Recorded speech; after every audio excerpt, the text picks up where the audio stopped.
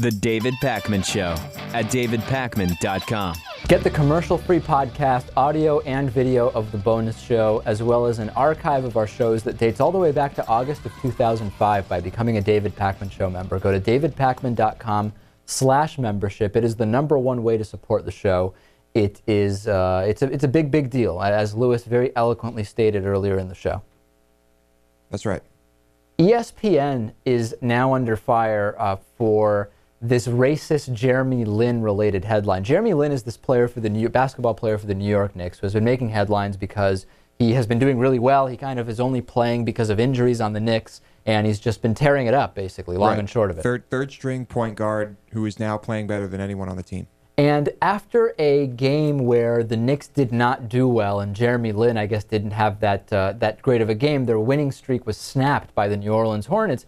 ESPN ran a headline, "Chink in the armor." Now, this is, of course, connected to that Jeremy Lin is I don't know if now he's one of the few, maybe the only, Taiwanese player in the NBA right now. And, of course, there was some very negative feedback to that.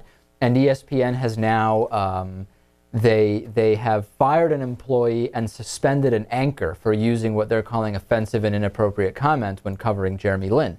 Now, here's the thing. I heard a lot about this. And then at the same time, I heard from some people saying, you know, this is a little bit hypocritical because here's an example. Lin is Chinese.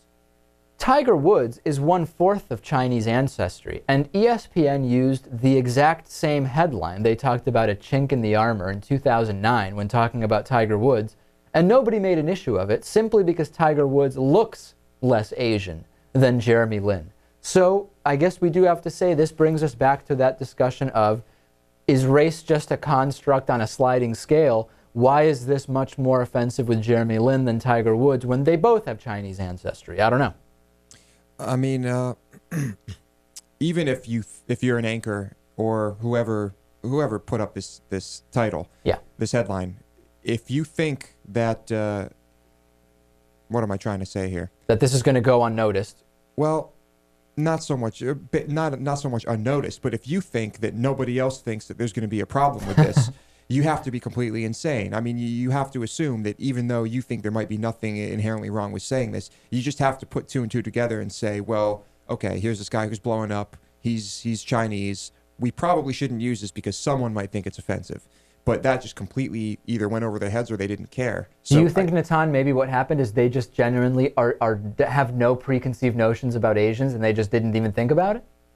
I don't know. I mean, it seems like either of these guys were very stupid or they just thought they were cracking a funny joke and, you know, didn't even think of the repercussions, which I guess is the same as the first thing I mentioned. Yeah, no, it's not that different. The other thing that I think that it is offensive. Let's say this. What if it is just a play on words that coincidentally relates to a slur about the group we're talking about? Let's say we were talking about a women's basketball team. And let's say that women's basketball team, let's say that league had only a couple of lesbians in it, hypothetically, okay? And let's say there's a winning streak involving a surprisingly good third-string lesbian who is doing really well because of an injury, and all of a sudden that winning streak is snapped. And the play on words that's chosen is something like, you know, the Knickettes are now winning streak derailed, winning streak in the dike, or something like that, right? Nobody's going to say, hey, it's just a play on words. They don't have no preconceived notions about lesbians. It's just funny. I think we would be treating it differently. For some reason here, some are jumping to say, well, maybe it's just a play on words. We're reading too much into it.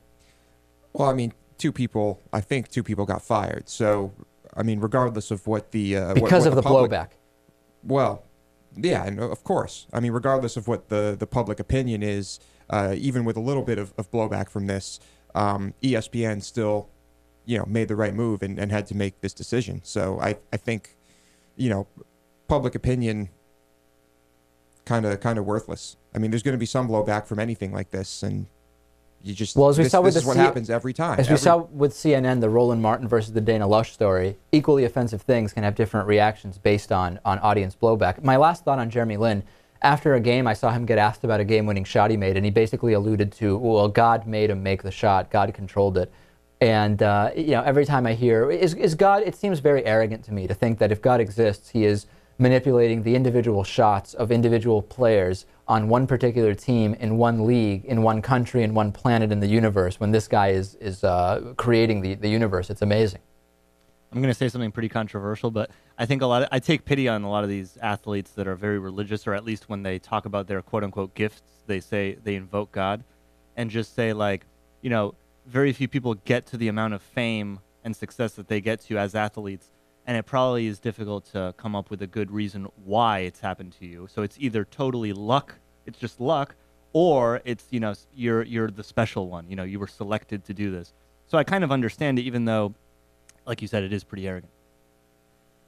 Oh, no doubt there's some luck involved. I mean, you have to be in the right place at the right time. But for these athletes, obviously, it's a lot of hard work, too. I've never been in that position, so I've never had to think about the God component of it. Well, maybe for your guitar skills or something like that. I don't know. Yeah, I'm really not that good. That took a lot of work. So. All right. So maybe it's because God didn't give you those skills. Who knows?